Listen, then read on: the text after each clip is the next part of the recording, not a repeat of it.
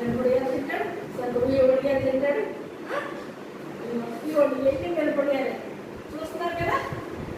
మిరపొడియాలు ఇప్పుడు తిన last year నేను పెట్టిన మిరపొడియాలండి. అటువంటి చూడండి, మనం పెంచుకునేవి మనం ఏది తింటే అవి అవే తింటాయండి.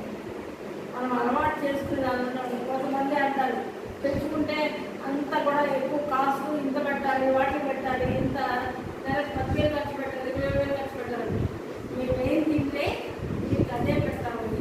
చిన్న కదా చిన్న మన చిన్న చిన్న చిన్న చిన్న కూర్చోబెడతారు, కూర్చోబెడతారు మన చిన్న